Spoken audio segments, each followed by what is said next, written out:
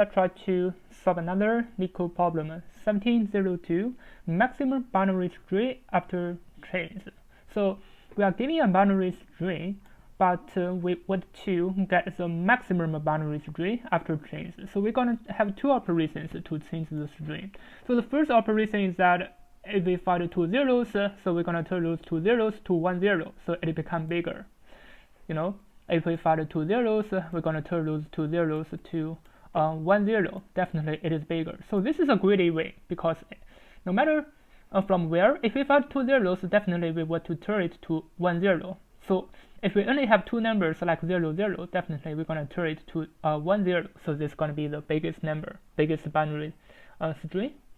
And the second case that if we have 1 0, we're going to turn this 1 0 to 0 1.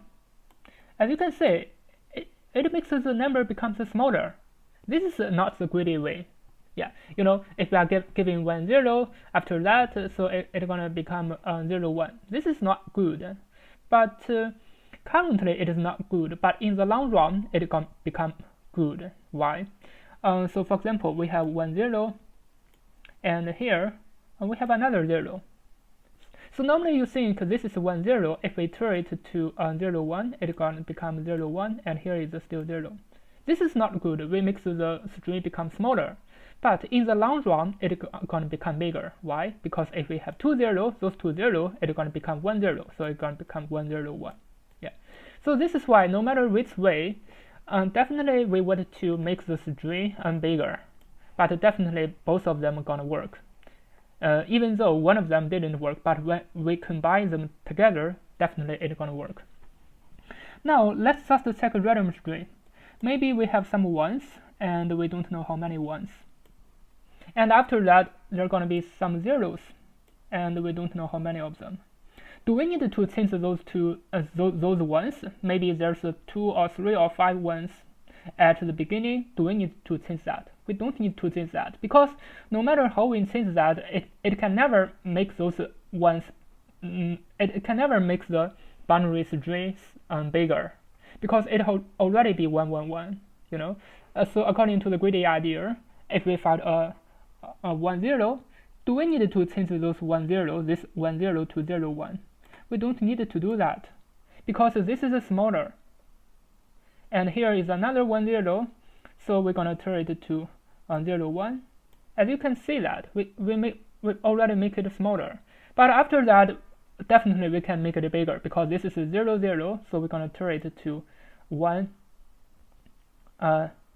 Yeah, we're gonna turn it to 0 0. We can turn it to 1 0. Yeah, so this is a 1 0, and 0 1 we cannot do that.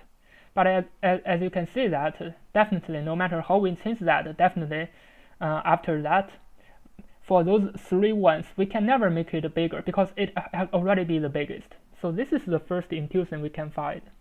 Yeah. Now, so why not we don't do that? So we don't want to do that, because no matter how we change, we can never make the number bigger. So why not we just do it directly? So if we find a 0 0, we're gonna turn the 0 0 to 1 0. So it's gonna become bigger. So this is gonna be the biggest number. Yeah. Now let's just come to the second intuition. So the first intuition is that if we find 1 1 1 from the beginning, we will not change that. Definitely it's gonna become the biggest string. And after that, we just need to check how many zeros. Yeah. Maybe between there are going to be some ones, and after that there are going to be some zeros. Yeah. But for us, we want to make the binary string bigger. Yeah. So the second intuition we need to find is that we need to find the first 0. So this is important for us to get the solution. So if we find a first 0, now what we need to do is that we need to check from the right side if there's a 0 or not. If there's a 0, what happens for us? So let me make the example easier to understand. So yeah, just imagine those are going to be always be ones. So what's going to happen? Let me make maybe 2 ones, maybe. This is easy to explain. Yeah. So after this 0, there are going to be 2 ones, and then 0 and 0. What happens for this kind of situation? So if after that, we know that this side there are 2 zeros. So if we can move those 2 zeros at these areas, maybe we can make the number, make the string bigger. We just need to check if that is possible. Now let's just consider if there's only 1 0, if that is possible or not. So this is a 0. So we need to have the formula 1 0 gonna be 0 1. So this is 1 0. So it's gonna become 0 1. And after that, so this is a 1 0. So it's gonna become 0 1. So it's gonna become a 0, and this one gonna become a 1. Now what happens for us? We find 2 zeros that are connected together. Yeah. So this is a good thing, because if we find 2 zeros, definitely those 2 zeros are gonna become 1 0. Because according to the formula, if we find 2 zeros, it's gonna become 1 0. So what happens for us? So from here, it's going to become 1 0. Yeah, so this is what we need to do. As we can see that this is 1 1 1, and here the 0 becomes 1, so the binary string going to become bigger. And now we have the 0 1. Can we make the 0 1 bigger? No, because there's no such formula. The formula is only coming from 0 0 and 1 0. There's no 0 1. Because there is only 1 0, we cannot do that. But after that, imagine just if we have another 0, is that okay? Of course, we can use the same formula just to move the zeros here, here, and after that it's going to be 1 1. And if we find 2 zeros, this is 1, and 2 zeros going to become 1 0 and 1 1. So we make the binary string bigger. So this means no matter how we change that, so finally, if we get the biggest binary string, and we're going to have maximum of 1 0. Definitely, it is not possible to have 2 zeros, because if there are 2 zeros, this is a 0, there's another 0 from the left side. Definitely, we're going to let the 2 zeros become 1 0. So this is the first intuition.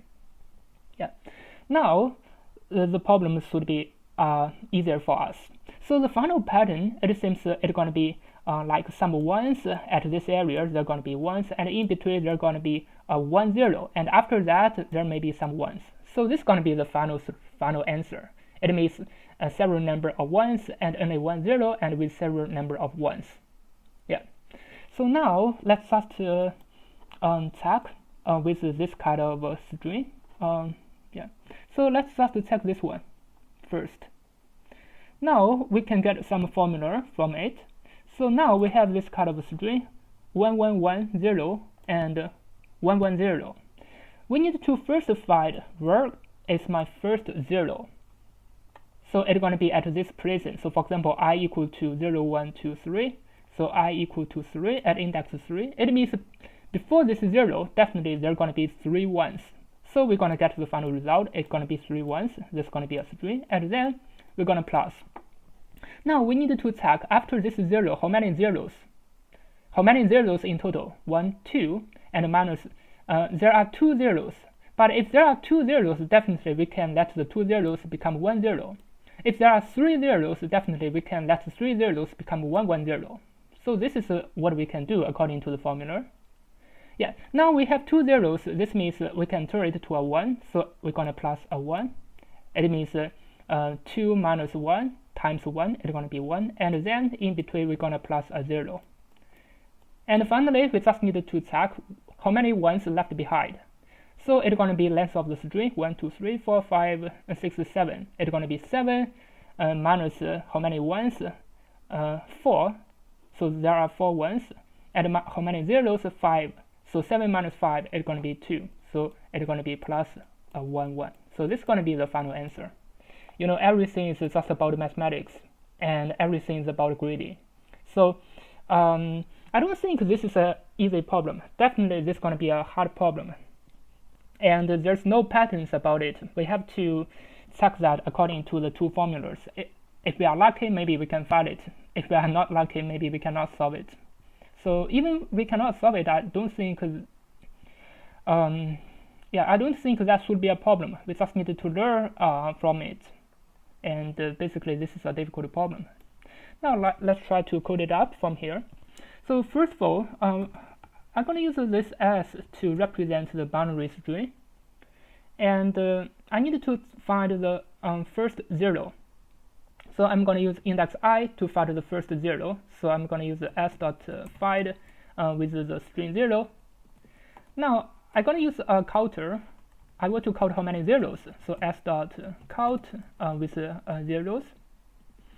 But I would need to count how many zeros after the first 0. So it's going to be a -1. And I need to prepare the length of the string. Now I just need to return the answer. So as I explained earlier, first of all, I want to count how many ones at the left side. I mean, this is the first 0. So before the first 0, how many ones? It's going to be this index I. So it's going to be 1 times I. And then I need to check how many ones left behind, because if there are 2 zeros, definitely it's going to be a 1, 1. So if there are 2 zeros, so we're going to turn these 2 zeros to 1, 0. Yeah. If there are 3 zeros, we're going to turn those 3 zeros to 1, 1, 0. Yeah. Now we want to count how many ones from here. So it's going to be this 0, because this 0 has already minus 1. So it's going to be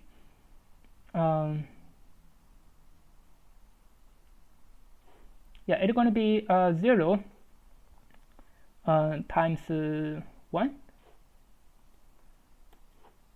Yeah, so let me just count total number of zeros from here. I think here has more meanings, because this is the total number of zeros. So from here, I just need to plus 1 times 0